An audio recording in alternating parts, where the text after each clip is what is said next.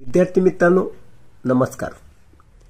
Class 12 mathematics part 1 chapter 1 mathematical logic ह्या chapter मध्ये आज आपण मिसलेनियस एक्सरसाइज 1 मधील क्वेश्चन 13 सॉल्व करतो आहोत.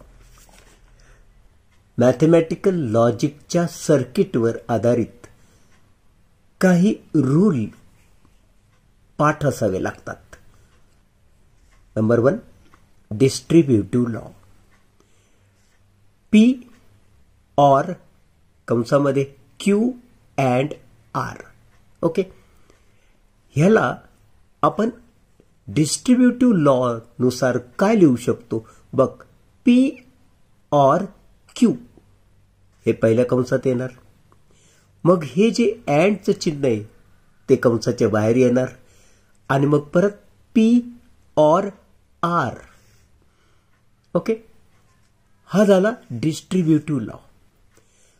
तुम्हाला हे पण माहित पाहिजे की हे जे दिलं असेल किंवा अशी सिच्युएशन तुम्हाला जर त्या मॅथमॅटिकल लॉजिकच्या सर्किटच्या एक्झाम्पल मध्ये दिसत असेल तर आपण उलट सुद्धा करू शकतो.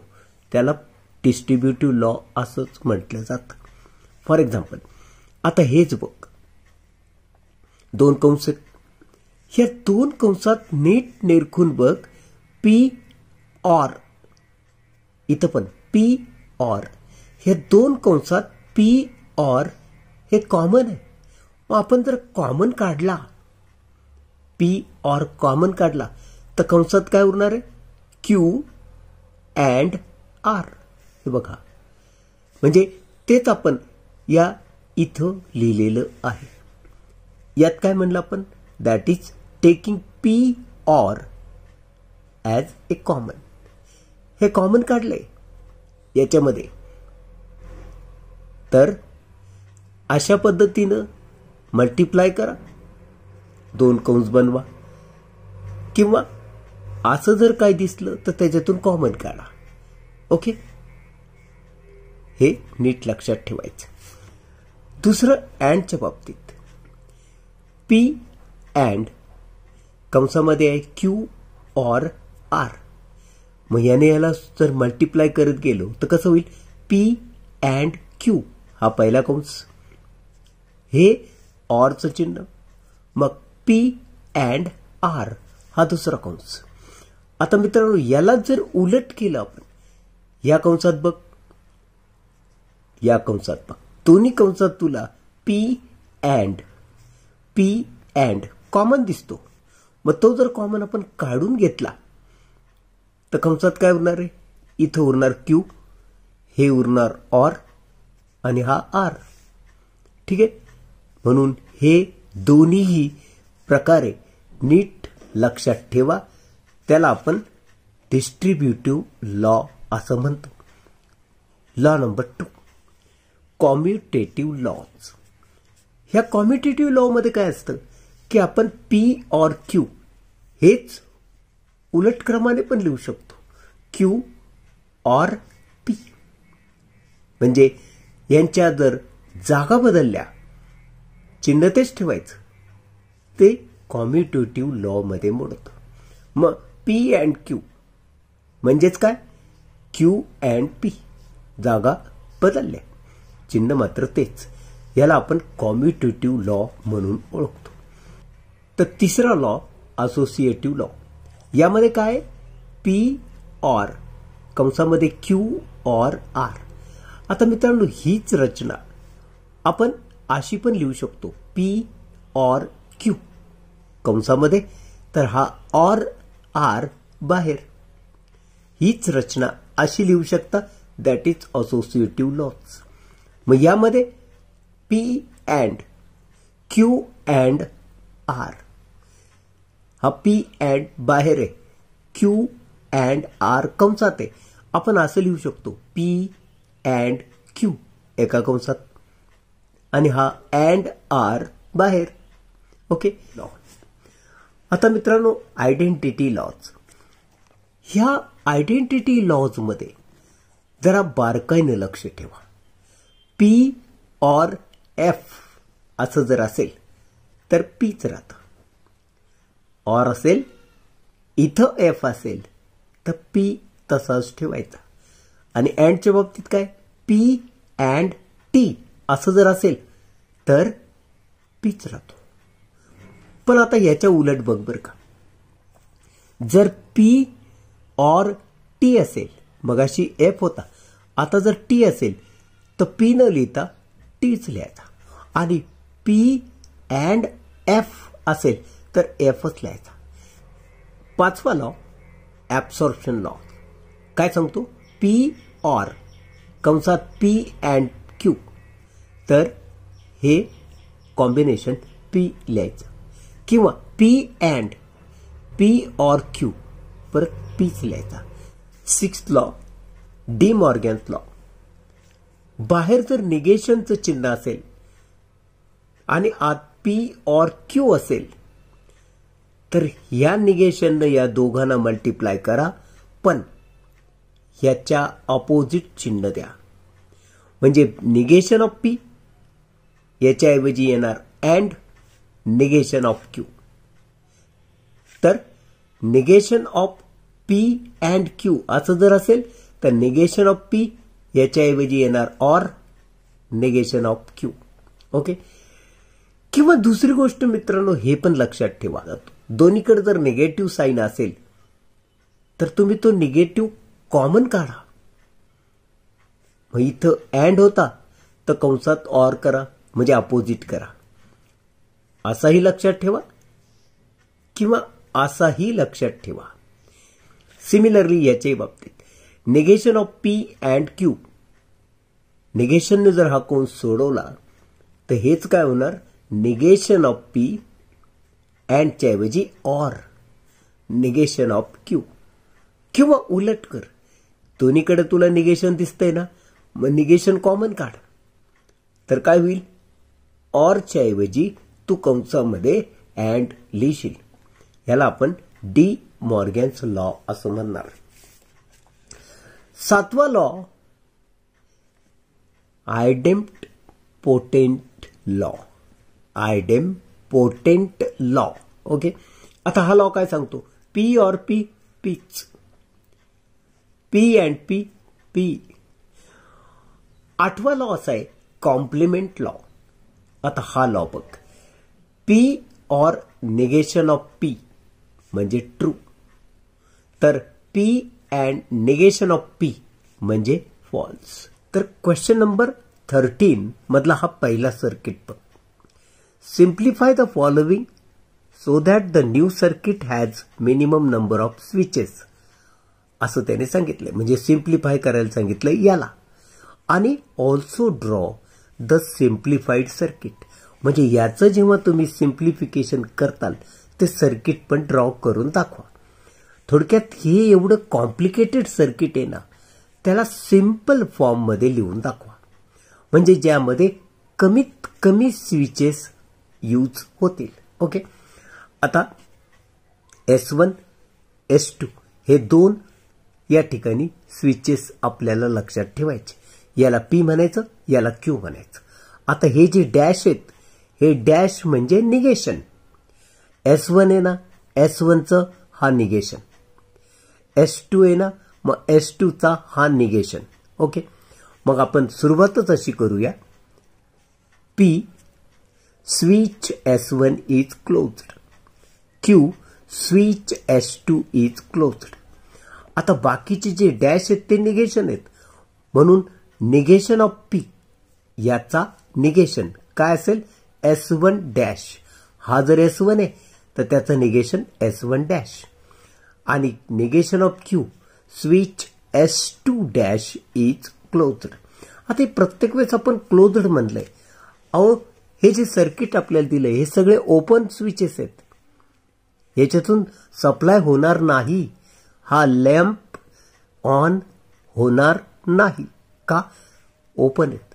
हे क्लोज करा तर या स्विचेस मधूनच हा करंट सप्लाय होणार आणि लॅम्प लागणार, अन्यथा तो लागणार नाही.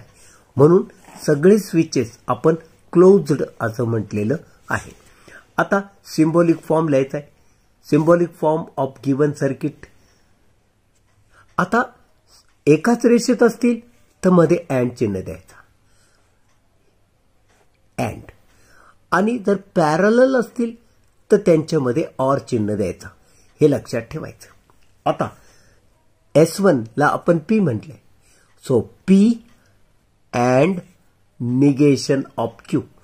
पहिल्या कंसात ही जोडी राहणार म्हणून मी या इथं लिहिलं P and negation of Q. आता यांना पॅरलल आहेत म्हणून ऑर चिन्ह मी देणार. हे ऑर. आता पुढची ही जी जोडी आहे हा निगेशन ऑफ P आहे आणि हा Q आहे. मग negation of P and Q कारण एका ओळीत आहेत ना. मग इथं मी लिहिलं negation of P and Q. परत पुढची जोडी पॅरलल आहे म्हणून इथं लिहिलं ऑर. आता हा निगेशन ऑफ P आणि हा निगेशन ऑफ Q एका ओळीत आहेत म्हणून यांच्यामध्ये अँड लिहायचा.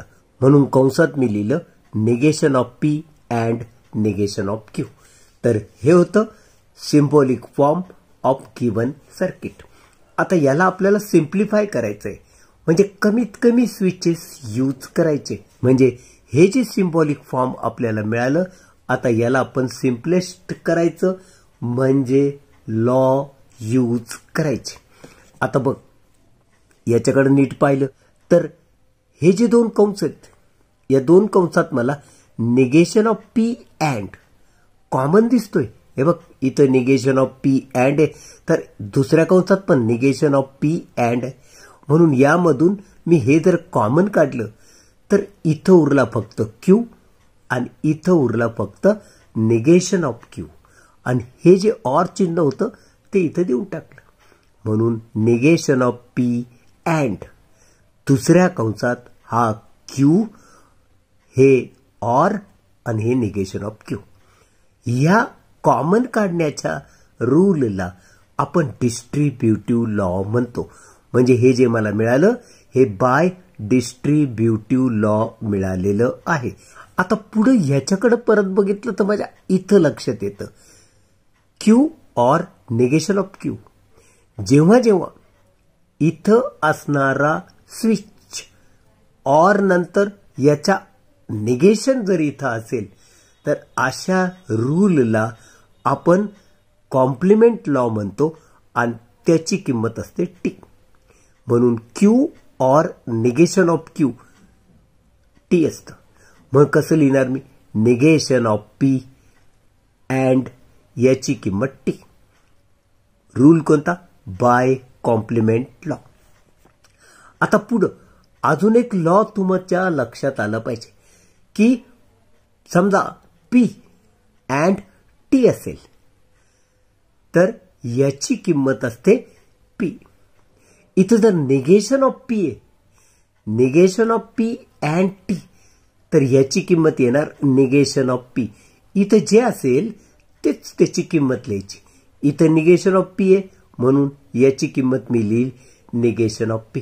आणि या रूलला आपण आयडेंटिटी लॉ म्हणतो. हे बारकाईन बघ. आता याने आत गुणायचंय मला P आहे त्याला मी याने गुणलं ऑर निगेशन ऑफ P. कंस पूर्ण करायचा. हे अँड चिन्ह इथं ठेवायचं. आता निगेशन ऑफ Q ला मी परत याने गुणलं ऑर निगेशन ऑफ P. तर या कंसात येणार P or negation of P. हे अँड चिन्ह इथं देणार. मग परत लिहिणार मी negation of Q or negation of P. आता असं गुणलं किंवा कॉमन काढलं की त्याला आपण डिस्ट्रीब्युटिव्ह लॉ म्हणतो. म्हणून हे मी डिस्ट्रीब्युटिव्ह लॉने मिळालं असं लिहिलं. आता बघ इथं ऑर परत त्याचाच निगेशन इथं पाहिलं होतं ना आपण तेच इथं घडतंय परत. Q or negation of Q त्याला तुम्ही टी लिहिलं आणि लॉ सांगितला होता कॉम्प्लिमेंट लॉ. मग आता इथं तुला दिसतोय P or negation of P याचाच निगेशन आहे आणि ऑर आहे तर तू टी लिहिणार आणि या रूलला तू म्हणणार कॉम्प्लिमेंट लॉ. ओके हे सध्या तसंच ठेवलं. आता सगळ्यात महत्वाची गोष्ट, आयडेंटिटी लॉ आपल्याला काय सांगतो? तो लॉ असं सांगतो की टी अँड एखादा स्विच, हा संपूर्ण एक स्विच समजा, तर याची किंमत असते हाच T and negation of Q और निगेशन ऑफ पी, याची किंमत बाय आयडेंटिटी लॉ येणार हीच. त्यानंतर ह्याला आपण उलट करून सुद्धा लिहू शकतो. त्या लॉला आपण कॉम्युटेटिव्ह लॉ म्हणतो. म्हणून हा निगेशन ऑफ पी इकडे घ्या आणि हा निगेशन ऑफ क्यू इकडे घ्या, चिन्ह बदलत नसतात, याला म्हणतात कॉम्युटेटिव्ह लॉ. आणि अशा रीतीनं शेवट हा simple form of given circuit आपल्याला मिळाला. म्हणून मी तसं लिहिलं, therefore negation of P or negation of Q. This is simplified circuit of given circuit with minimum number of switches. हा सिम्पलेस्ट फॉर्म झाला. आता त्याचं सर्किट पण ड्रॉ करूया. इथं मी लिहिलं simplified circuit of given circuit. आता हा सिम्पलेस्ट फॉर्म लिहिताना निगेशन ऑफ पी और निगेशन ऑफ क्यू असा सिंपल फॉर्म मिळाला. म्हणजे मध्ये ऑर चिन्ह आहे. मग हे दोन्ही स्विचेस पॅरलल मध्ये दाखवायचे. निगेशन ऑफ पी म्हणजे S1 dash, negation of Q म्हणजे S2 डॅश. ओके, हे स्विचेस मी पॅरलल मध्ये असे दाखवले आणि यांना इथून बॅटरीनं सप्लाय दिला आणि इकडनं तो लॅम्पला येऊन मिळाला. हे जेव्हा दोन्ही क्लोज असतील तर या बॅटरीतनं येणारा करंट या लॅम्पमध्ये सहज जाईल आणि हा लॅम्प प्रकाशित होणार. ओके, म्हणून this is the simplest form of the given circuit. हे होतं एक्झाम्पल नंबर 1. आता क्वेश्चन नंबर 13 मधला सेकंड सर्किट बघा. हे दिलं होतं, क्वेश्चन तोच होता, simplify the following so that the new circuit has minimum number of switches. Also draw the simplified circuit. ह्या सर्किटला सिंपल फॉर्म मध्ये लिहून दाखवा. तत्पूर्वी आम्हाला याला सिंबॉलिक फॉर्म मध्ये लिहावं लागतं. मग याच्यात किती स्विचेस दिले नीट बघ. S1 S2, हा डॅश आहे, हा डॅश आहे, हा डॅश आहे. मग इकडे बघ S1 S2 S3 S4 S5, हे स्विचेस आहेत, त्यांचेच निगेशन या इथं आहेत. ठीक आहे, म्हणून मी S1 ला P म्हणणार, S2 ला Q म्हणणार, S3 ला R, S4 ला S आणि S5 ला T. आणि हे जे डॅश आहेत ते त्यांचे त्यांचे निगेशन असतील.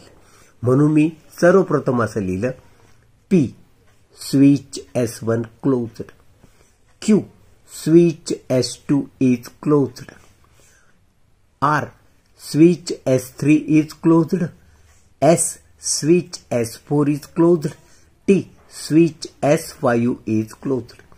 आणि R चा निगेशन आहे त्याला मी S3 डॅश म्हटलं, S चा निगेशन आहे त्याला मी S4 डॅश आणि T निगेशन S-5. ओके, तर अशा रीतीनं या सर्किटमध्ये जेवढे स्विचेस आहेत मी सगळे PQRST मानले आणि त्यांचे निगेशन पण लिहिले. आता हे दोन सेपरेट ब्रँच आहेत बघा. मला हे सेपरेट त्यानंतर अँडने यांना जोडायचं, कारण एका रेषेत ह्या दोन ब्रँचेस आहेत ना, सरळ रेषेत आहेत म्हणजे यांच्यामध्ये अँड येणार. चौकोनी कंसात पहिल्यांदा हे लिहा, मध्ये अँड द्या आणि चौकोनी कंसात हे लिहा. आता इथेही बघा हे दोघं एका सरळ रेषेत आहेत म्हणून यामध्ये येणार अँड. त्यानंतर हा हा हा हे सगळे यांना पॅरलल आहेत एकमेकाला, म्हणजे प्रत्येकाच्या मध्ये ऑर ऑर ऑर येणार. ओके, चौकोनी कंसामध्ये P अँड Q. ओके, एका कंसात येणार. चौकोनी कंसात पी अँड क्यू एका कंसात. आता पुढचा पॅरलल आहे म्हणून ऑर. पॅरलल काय? S3 डॅश म्हणजे हा negation of R, or negation of S, or negation of T. Okay, or negation of R, or negation of S, or negation of T. इथं ही ब्रँच संपली, चौकोनी कंस संपला. आता पुढची ब्रँच ही परत सरळ रेषेत असल्यामुळं त्यांच्यामध्ये मी अँड चिन्ह दिलं, म्हणजे याच्या बाबतीत. आता हे दोघं एका रेषेत आहेत म्हणून हा पी तर हा क्यू आहे. मग पी अँड क्यू एका गोल कंसात लिहा. हा चौकोनी कंस, त्याच्यात ही जोडी गोल कंसात लिहिली पी अँड क्यू. मग आता पुढे सगळे पॅरलल आहेत. हे तिघ यांना पॅरलल आहेत म्हणून ऑर चिन्ह दिलं, पॅरलल आहे म्हणून. पण हे तर एकमेकाला सरळ रेषेत आहेत म्हणून या दोघांच्या मध्ये येणार अँड, या दोघांच्या मध्ये येणार अँड. आणि अशा रीतीनं हे ऑर, कारण याला हे पॅरलल आहे आणि पुढं R and S and T हे सगळे एका रेषेत आहेत. इथं दुसरा चौकटीचा कंस पूर्ण झाला. ठीक आहे. आता याचं आपल्याला सिंपल फॉर्म लिहायचं आहे म्हणून for minimum number of switches we simplify above symbolic form as follows. आता हा जो सिम्बॉलिक फॉर्म आहे तोच मी इथे लिहिलेला आहे बघा. आता याला मी सिम्प्लिफाय करण्यासाठी बघणार काय मला सापडते. आता बघा, हा पी अँड क्यू एक कंस आहे या पहिल्या कंसात, तर इथं पण मला दिसतोय दुसऱ्या कंसात पी अँड क्यू. म्हणजे सरळ सरळ मी ह्यांना कॉमन काढणार, म्हणजे त्या लॉला आपण डिस्ट्रीब्युटिव्ह लॉ म्हणतो. हे ऑर चिन्ह इथे येणार. आता हे जे मी लिहितोय हे सगळे एका कंसात येतील म्हणून हा ऑर मी इथं लिहिला आणि हे इथं लिहून टाकलं, कारण याच्यामधनं हे कॉमन गेलं. ओके, म्हणून या इथं मी लिहिलं ऑर आणि हे लिहून टाकलं. मग आता हा अँड होता, हे बघ हा अँड, इथनं हा कॉमन गेलाय म्हणजे इथं काय उरला, फक्त हे. म्हणून हा अँड मी लिहिला आणि R and S and T जसंच्या तसं एका कंसात लिहिलं. आता कॉमन काढण्याच्या प्रक्रियेला आपण डिस्ट्रीब्युटिव्ह लॉ म्हणतो म्हणून मी म्हटला. आता पुढे मी पाहिलं, ह्याला मी सध्या तसंच ठेवतो, हे ऑर तसंच ठेवतो. इथं बघ सगळ्यांमध्ये निगेटिव्ह साईन आहे. मग हे निगेशन जर मी कॉमन काढलं तर काय घडेल बघा. हे निगेशन मी कॉमन काढलं, ज्याला आपण डी मॉर्गन्स लॉ म्हणतो. हे जर निगेशन मी कॉमन काढलं ना तर हे मध्ये असणार ऑर उलट होणार की कंसात याला लिहिणार मी, पण या ऑरचा लिहिणार अँड, याला लिहिणार मी, या ऑरचा लिहिणार अँड, याला लिहिणार मी टी, कंस पूर्ण करणार आणि हे अँड आणि हे जसंचे तसं. हा कॉमन काढला म्हणून ऑरचा झाला अँड आणि या रूलला मी म्हटलं डी मॉर्गन्स लॉ. आता नीट याच्याकडे बघा. परत तुमच्या असं लक्षात येतं की ह्या कंसात हे जे दोन कंस आहेत सारखेच आहेत, फक्त हा निगेशन आहे तर हा निगेशन नाही. म्हणजे थोडक्यात याला जर आपण पी मांडलं एवढ्या याला तर हे पण पीच आहे, पण हा negation of P and P. आणि जेव्हा अशी कंडिशन असते, एक निगेशन आणि दुसरा विदाउट निगेशन, तर याची किंमत असते एफ. इथं अँड आहे ना एफ, तर या रूलला आपण कॉम्प्लिमेंट लॉ म्हणतो. आता ह्याची किंमत तर तू एफ लिहून टाकली, मग पुढे तुला अजून एक रूल माहिती आहे, P and Q or F. जेव्हा जेव्हा एखाद्या स्विचचा ऑर एफ असं कॉम्बिनेशन असतं तेव्हा हीच किंमत खाली लिहितात. याला म्हणतो आपण आयडेंटिटी लॉ. आणि थोडक्यात हे ते सिंपल फॉर्म झालं. आणि याला आपण लिहिलं P and Q. This is simplified circuit of given circuit with minimum number of switches. मग साहजिक आहे याचा सिम्पलेस्ट फॉर्मचा सर्किट आपल्याला काढायचा आहे, तो आपण काढूया. हे बघा, simplified circuit of given circuit. तुम्हाला मिळालं पी अँड क्यू म्हणजे S1 आणि S2. याला पी मानलं, याला क्यू मानलं. पी अँड क्यू एवढं तुम्हाला मिळालं. ते एका रेषेत म्हणतोय तो. अँड म्हणजे एका रेषेत, म्हणून इथं मी S1 दाखवला, त्याच्यात पुढं S2 दाखवला. हे एका ओळीत लिहिले कारण या दोघांच्या मध्ये अँड होता. मग अशा रीतीने ही बॅटरी, त्याच्यातून करंट निघाला. तो करंट इथून पास होणार आणि या लॅम्पमध्ये येणार. हा लॅम्प प्रकाशित होणार. सो गिव्हन सर्किटचं हे सिम्पलेस्ट फॉर्म आपल्याला मिळालं, किंवा याला आपण सिम्प्लिफाईड सर्किट असं म्हणतो, हेही तुम्हाला माहिती आहे. तर मित्रांनो, आपण सिंपल फॉर्म ऑफ सर्किट कसा मिळवायचा दिलेल्या सर्किटवरून ते यामध्ये पाहिलं. आपण इथे थांबूया, भेटूया पुढच्या लेक्चरमध्ये. तोपर्यंत मी आपला निरोप घेतो. नमस्कार.